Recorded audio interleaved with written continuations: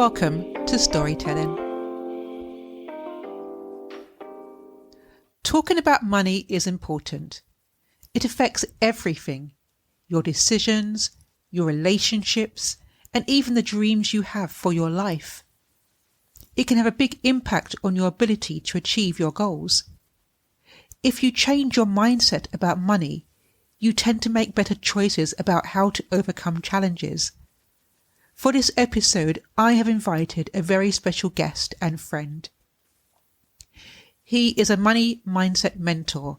He loves his family, he loves people, and he loves progress. He is also an angel investor, a forex trader, an eminent author, an excellent coach, mentor, and progress partner, a commercial real estate software specialist, a generational wealth builder, and an all-round great guy. Please welcome Clayton Ford. Hello, Clayton. How you doing, Debbie? I'm very well, thank you. Money mindset. Why is that important? Fantastic question. Why is money mindset important? Well, I think the easiest way to answer that is subject to what it is that somebody wants to have financially. The money mindset dictates whether they actually get it or not, to a greater degree or a lesser degree or none at all. So it absolutely shapes what you ultimately manifest into your life. I guess financially, that's the importance of money mindset. What does somebody want to achieve financially gets shaped by the mindset that they have. Simple as that, really. We grow up with the knowledge that our parents taught us, i.e. we go to work, we make money, we put it into a bank, but it hasn't actually really equipped us for the way we live now. What would you say the main differences are, or what are the things that you have learned? Do you know what I've learned? I would actually go right back to what you just said there. I mean, if we want, it hit me the other day that, sometimes I say things that, I don't know, sounds like what my mum would have said to me, or you may have had a situation where you say something to someone else that maybe the way that your mum said it, or your dad said it, or something along those lines. I think when you sit down and think about it, an actual baby has no concept whatsoever of money, right? And then at some point during their time of growing up, they start to, they see things, they hear things, they observe things, they start to learn things, and suddenly they start to have a concept of what money is all about. And subject to the experience that they have, has it been easy to get stuff, or has it been difficult to get stuff, tends to inform how they go about their life with money. So this whole concept, for example, of putting your money into a bank and saving, may have been formed out of a condition of, let's just say, lack and insecurity, wanting to have security for the future. So put your money in a place where it's feels secure, so that you can feel secure about your future.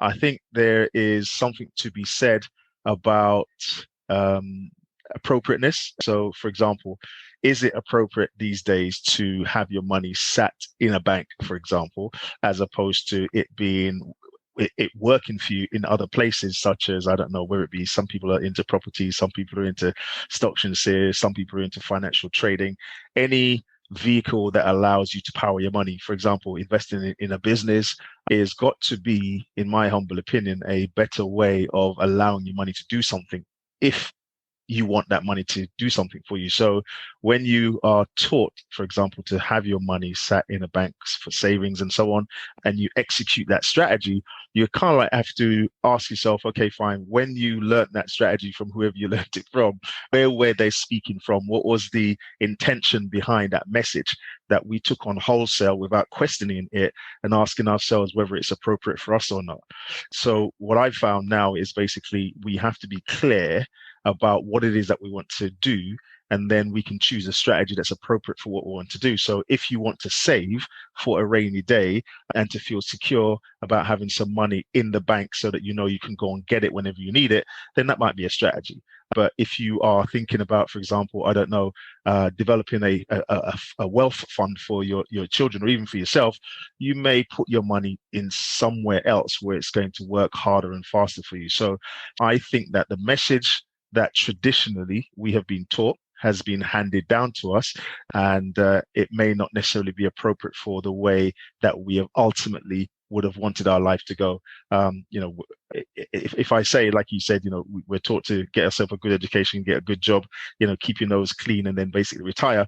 I think if we look at the statistics, you know, 97% of people retiring broken in debt. It's not a glorious statistic. So one has to decide, you know, firstly, being aware of that statistic, which side of the percentage do you want to be in? Do you want to be in the 97 percentile, or do you want to be in the 3 percentile? I would much rather be in the 3 percentile, and therefore need to know, okay, how do you get into that 3 percentile?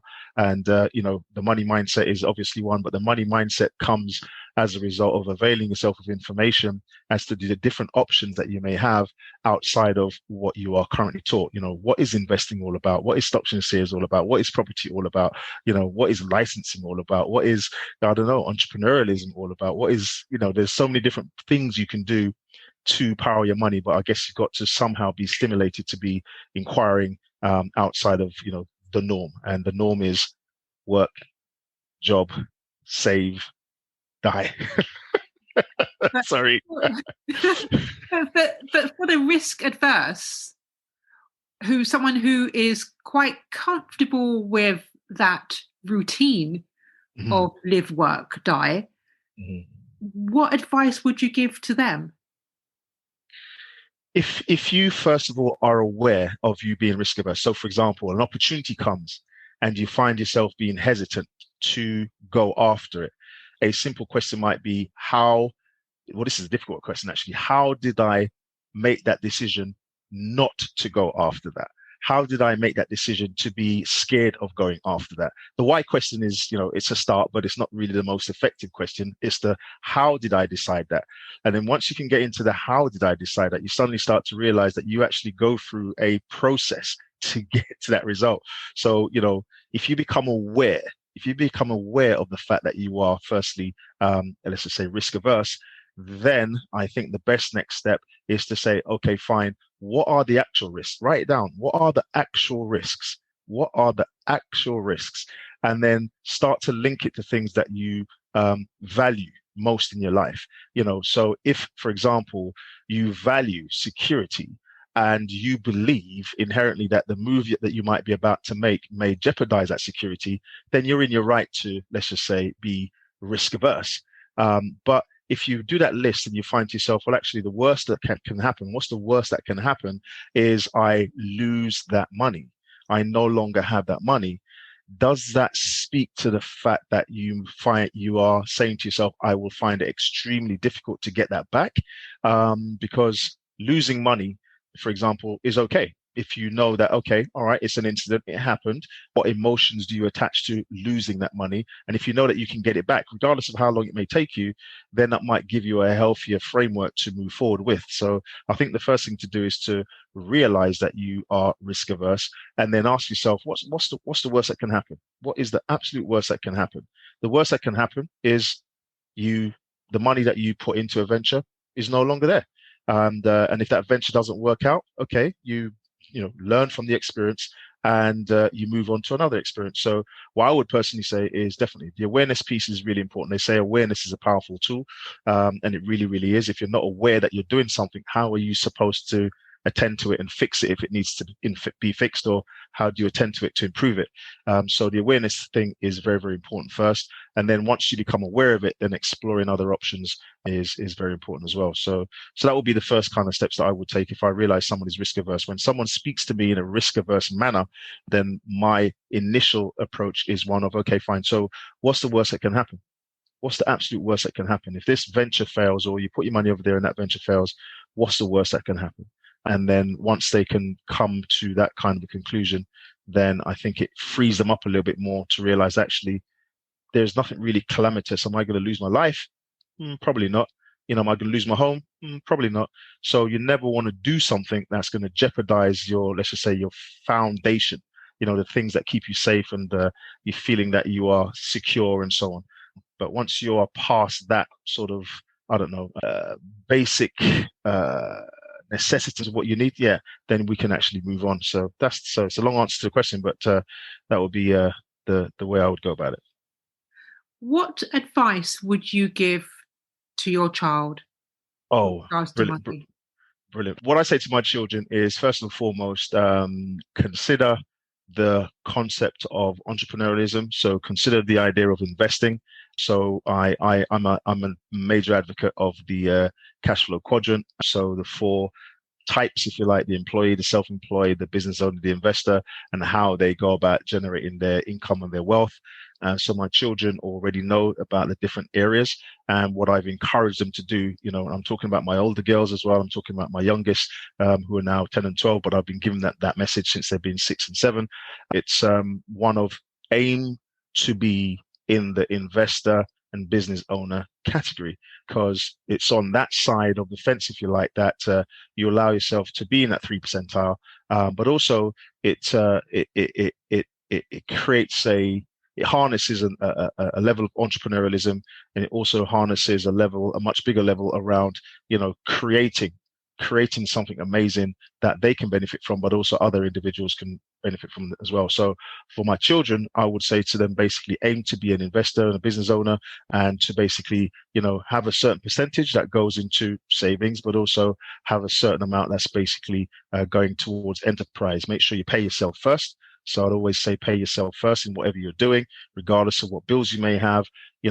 Salute yourself first in whatever you're doing, then take care of whatever business you have to take care of, and then basically make sure you've got something to do, invest in, or put your money to work. Allow your money to work harder for you than you're working harder for it, is the main message to my children. Allow your money to work harder for you than you're working harder for it. That's the fundamental underlying message that my children's receiving right now.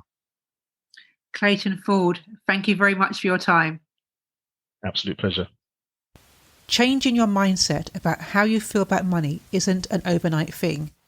However, when you fear something, it has power over you. When you have a plan, you have control over it. If you would like to find out further about money mindset, then please visit the website mtcmetrics.com